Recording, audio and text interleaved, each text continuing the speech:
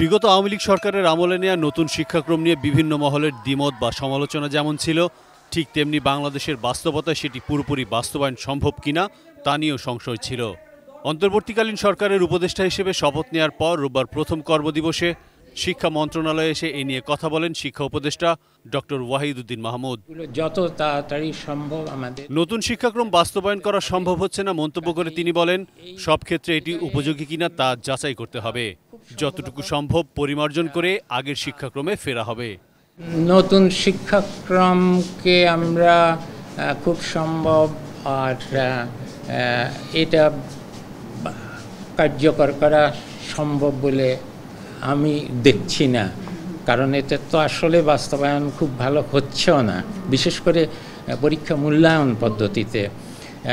কিন্তু যাই আমরা করি না কেন, হয়তো অন্তত এই সাময়িক সময়ে আমরা আগের যে শিক্ষাক্রম সেখানে ফিরে যাওয়ার চেষ্টা করব, কিন্তু এমনভাবে করব যারা ইতিমধ্যে ঢুকে গেছে, যেমন নবম শ্রেণীতে এবং অন্যটা, তাদের যাতে কোনোভাবেই ছাত্রদের যাতে কোনোভাবেই একটা বিপাকে না পড়ে, তারা যাতে স্বস্তিতে থাকে, তারা যাতে মনে করে যে তারা নিরাপদভাবে তাদের শিক্ষাক্রম চালু করছে, তো যেভাবে চলছে সেটা তাদের যেটা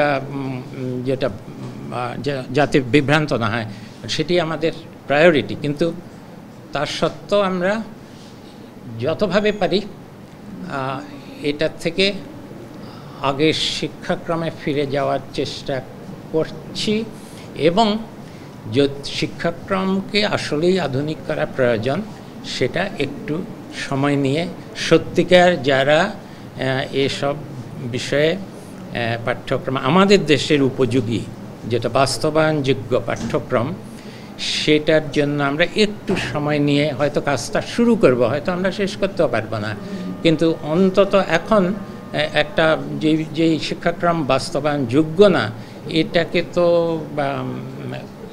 তো রাখা যাবে না।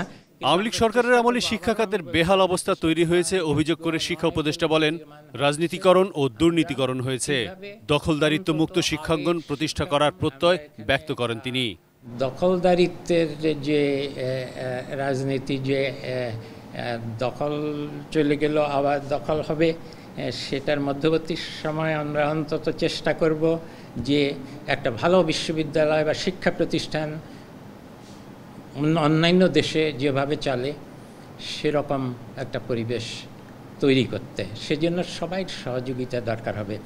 আরেকটি প্রধান বিষয় হলো যে আমাদের স্কুল কলেজের যেই বোর্ডগুলো আছে, যেগুলো যে বেসরকারি খাতে, এই বোর্ডগুলো তো প্রচণ্ড দলীয়করণ হয়েছে। কিছু কিছু বোর্ডের যিনি সভাপতি, তিনি ম্যানেজিং কমিটির সভাপতি নিজেই তো হয়তো এসএসসি পাস না, এরকম আমি জানি। কাছেই এটা নিয়ে কি করা যায়, যে এখানেও যে আমার দখলদারির বিষয়, যে এদেরকে সরিয়ে দিয়ে আবার অন্য দল আসবে একই ধরনের, সেটা আমরা চাই না। শপথের পর প্রথম অফিসে এসে সড়ক পরিবহন ও সেতু মন্ত্রণালয়ের উপদেষ্টা মোহাম্মদ ফায়জুল কবির খান বলেন, ব্যয় সংকোচন করতে হবে। চেনামুখ নয়, ঠিকাদাররা কাজ পাবে যোগ্যতার ভিত্তিতে।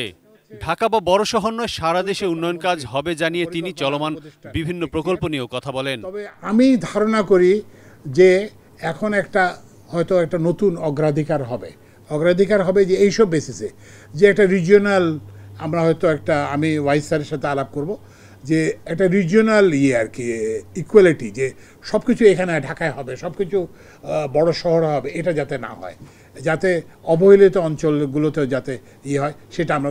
তো এইটা ঠিক আমার না, তবে আমরা সড়ক বা ইয়েতেও আমরা বলবো যে আমরা এটাকেও রিওরিয়েন্টেশন করার চেষ্টা করব, যে সারা বাংলাদেশ আমাদের দেশ, শুধু ঢাকা বাংলাদেশ মানে ঢাকায় নয়, এটা থেকে আমরা বেরিয়ে আসার চেষ্টা করব। সর্বোচ্চ 7 দিনের মধ্যে মেট্রো রেল চলাচল শুরু হবে বলে জানান উপদেষ্টা।